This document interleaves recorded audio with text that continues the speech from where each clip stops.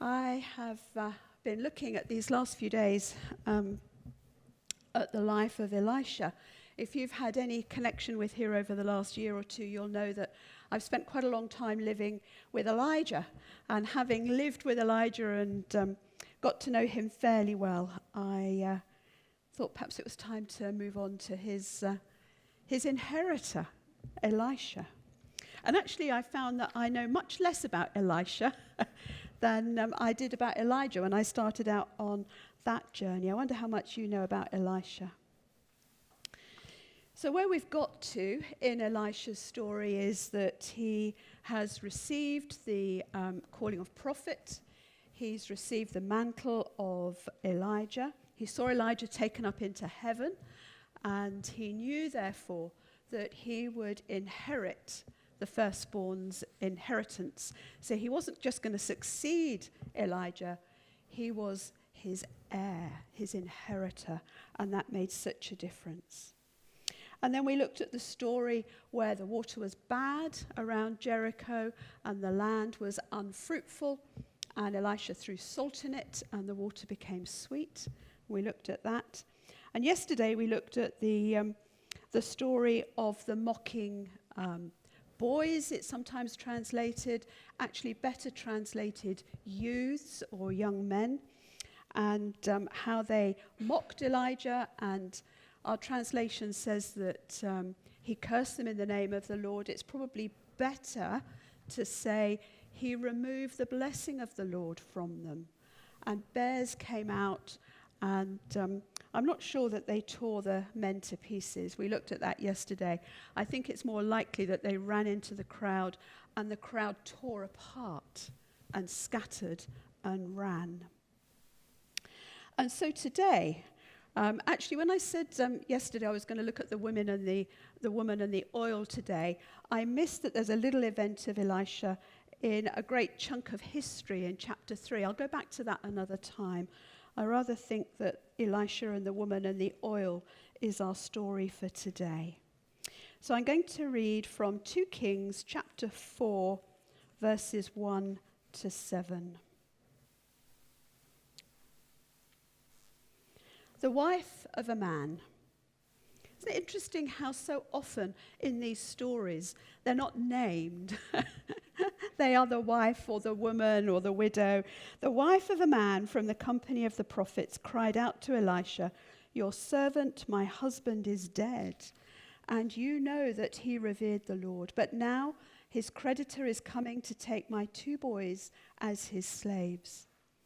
Elisha replied to her, "How can I help you? Tell me, what do you have in your house?" "Your servant has nothing there at all," she said, "except a small jar of olive oil." Elisha said, "Go around and ask all your neighbors for empty jars. Don't ask for just a few. Then go inside and shut the door behind you and your sons. Pour oil into all the jars, and as each one is filled, put it to one side." She left him and shut the door behind her and her sons. They brought the jars to her, and she kept pouring. When all the jars were full, she said to her son, "Bring me another one." But he replied, "There's not a jar left." Then the oil stopped flowing.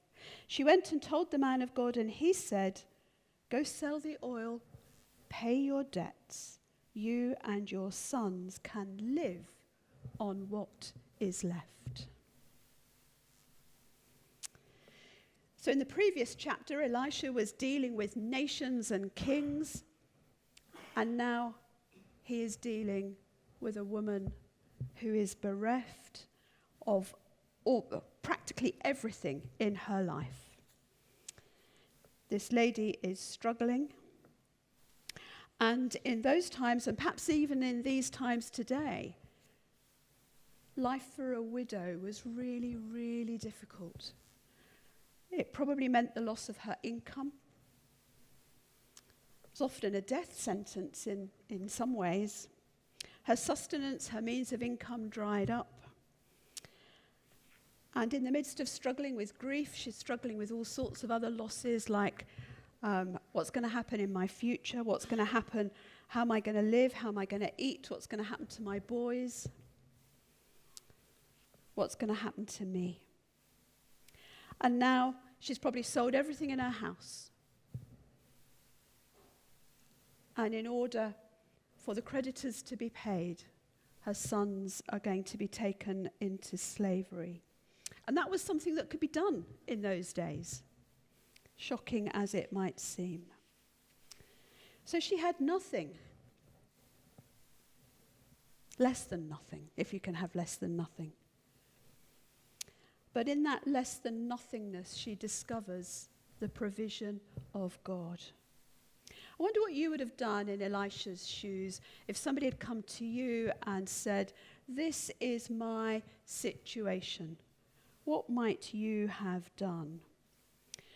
This woman obviously went to Elisha because her husband, the man who died, had been one of the company of prophets. So there was a connection there. So she didn't just go to Elisha randomly. There was a connection. He probably knew the man. And maybe there was even a sense that therefore he had some responsibility for him, for her. The temptation, I wonder, jump in and rescue this woman in some way. Wouldn't that be the temptation? That, you need to rescue this woman, you need to rescue the boys from the threat of slavery. Do something. Do something. And he could have done that. He could have leapt in, rescued her, and actually in doing so, left no room for God to move. And I was quite challenged by that thought yesterday when I was looking this, and I thought, I wonder if I do that. Do I leap in to a situation without any thought because I can see an issue and I can see what to do, and so I do it, and actually there's no room for God to move then? Do you do that? You don't have to answer. We like to be in control, don't we? We like to solve problems. And sometimes that means that we end up afterwards realizing that we've taken on more responsibility than perhaps we should have done, and responsibility that isn't ours to take on. And I find it fascinating, actually, that what Elisha does is asks her two questions, really significant questions. Is that what you would have done, I wonder? The first question is his responsibility. The second question is hers. The questions were, how can I help you? And the second question, what have you got? Interesting, isn't it? How can I help you? And what have you got? He gives her dignity, doesn't he? Here. He doesn't just sweep in and take control and say, this is what we're going to do. He gives her dignity. Gives her some freedom. And that's probably really important for this woman who is probably feeling out of control in practically every area of her life. And here is this man saying, I see you. I see. And these are two important questions, and actually, it's important that they go together. What can I do for you? What have you got? Because if we really want to help people, we have to know the difference between taking responsibility and helping in a way that is going to empower someone and doing it in a way that completely disempowers. This woman has already got so little left that there could have been a danger that he swept in and actually disempowered her even further. Two questions. If we just ask the first question, what can I do for you? We are in danger of taking too much responsibility, and we are in danger of creating dependency. If we don't ask that question and just ask the second question, what have you got? We are in danger of seemingly to ignore the need. Both questions are needed. So what does she say? She says, your servant, as in I. Interesting, isn't it? She can't say I. She says your servant. That's actually quite humble, isn't it? Your servant has nothing there at all except a small jar of olive oil. She doesn't answer the first question. She answers the second question. But as I was looking at it yesterday, I thought, well, in a way, she'd already asked the first question because she'd gone and asked for help. And that in itself may have been an enormous hurdle for this woman to ask for help. Such a hard thing to do, isn't it? Ask for help. Her cry of help was to approach him in the first place. And her second reply, I have nothing except a small jar of oil. Don't you just love her honesty, her integrity, that can't say, I've nothing. Yeah, I've got a little jar of olive oil, but what's that? I'm just going to ignore that. I have nothing. But no, she has to say, I have something. It's not much. It's hardly anything at all. But I do have something. I might have been tempted to have ignored the oil, thinking actually it's useless, meaningless. But she doesn't.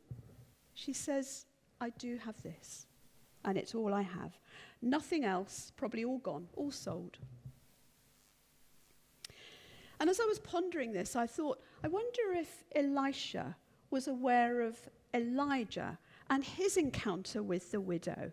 Different situation, different way of dealing with it. If he does know, he gives no indication. And I love the fact that he's not expecting God to do exactly the same thing again.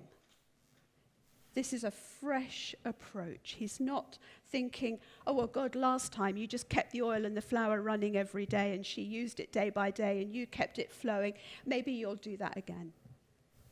He doesn't do that. He says, go and get empty jars from all your neighbors.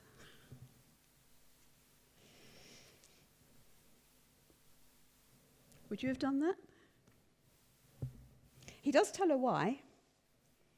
Go and ask all your neighbors for empty jars. Don't just ask for a few. Then go inside and pour oil into all the jars until they are filled. This woman, it seems, needs to play a part in this situation. She has virtually nothing. But she does have to play a part. She has some responsibility in this situation for herself. And whether she's willing to do it or not is going to play a huge part in moving forward and moving out of this situation. She has to go and ask her neighbours for probably what they no longer need. How many of you have got empty pots in your cupboard that you keep because you might need them, but actually, we hardly ever do we, if we're honest? She hasn't even got those, this lady. She hasn't even got those. She has to go and ask for them. And if she can't commit to doing what's asked, she's not going to see any provision. She has a part to play in this. And as she goes round the neighbours, you can imagine the conversation, can't you? Can I have your empty jars, please? Why? Well, I'm going to fill them up with oil. Well, if you've got oil, why do you need the jars? Well, I haven't got the oil. So how are you going to fill the jars? Can you imagine the conversation, the awkwardness of that? I might have been a bit shy of doing that, I think. Just, I need them. But she did. Credit to her. She and her sons collected the jars, and then they went inside and closed the door. And I look at the Hebrew underlying words, as you know, and actually that meant to isolate herself to quarantine herself. This was not a miracle of provision that was going to be a spectacle for everybody to see. This was going to be done quietly, behind closed doors. This was not about the spectacle. This was in response to faith and obedience. She might have thought that's just ridiculous. I'm not going to do it. But what else has she got to do? So she does it. She was desperate, and sometimes our desperation drives our faith, doesn't it? Because there is nothing else. So she took the little that she had, the thing that she did have, all that she had, actually, that little jar of oil, and she poured it out into these empty jars as the sons brought them and as they were there. She filled them and filled them and filled them. And the oil reminds me of the feeding of the 5,000 when the bread just kept being broken. The oil just kept pouring. And in the end, she had a lot of oil. Elisha did not do that for her. He did not go out and get the jars for her. She had to do that herself. He did not go in and say, I'll do this bit. This is the really important bit. You know, this is going to need prayerful preparation. You do it, he said. You do it. She had to trust God for herself behind those closed doors and pour the oil. And it's an interesting thought here. I was quite challenged by this. That the limitation was not in the supply of oil. It was in the number of vessels that there were to be filled. It's quite a challenge, isn't it? The limitation was in how many jars she had collected, not in how much oil was going to keep pouring. So if she'd thought, this is just ridiculous, I'm just going to go next door because they know me really well and they won't ask any questions, and comes back with just 2 jars, that's all she would have had. If she'd gone round the entire village and collected everybody's empty jars, abundance. How many times do we fail to receive the fullness of God because we don't give him the empty jars, or we only give him 1 or 2? We don't give him the whole lot. We're not expectant enough. We don't bring our emptiness enough. And so the limits of what can be filled, we limit, actually, not God, we limit. So God's supply was as big as her faith and her obedience allowed her to be. And when the last jar was filled, the oil stopped. Miracle, miraculous provision.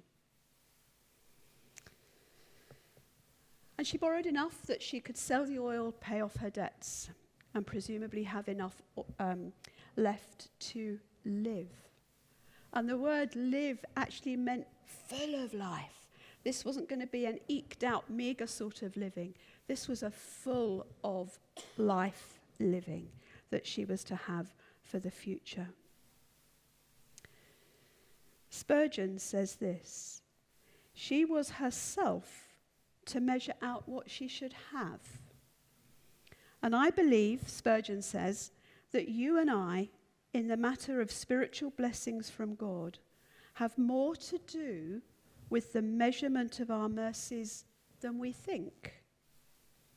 We make our blessings little because our prayers are little. I'll read that again. She was herself to measure out what she should have. And I believe that you and I, in the matter of spiritual blessings from God, have more to do with the measurement of our mercies than we think. We make our blessings little because our prayers are little. So what are your empty vessels today? What is it that you need filling today?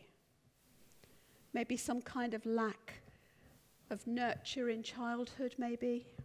relationships, friends, family, trying to fit in, self-worth, self-esteem, finance, work, health, sickness? What's your empty vessel that you want to bring to God today? And how big is your empty vessel? How big are you prepared to declare that to God?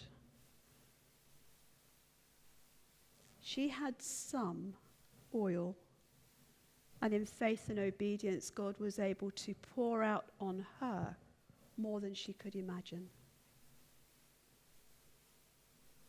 So what's your oil? What is it that you have that you can make available to God, that he can use in a way that you cannot imagine to fill the emptiness that's there?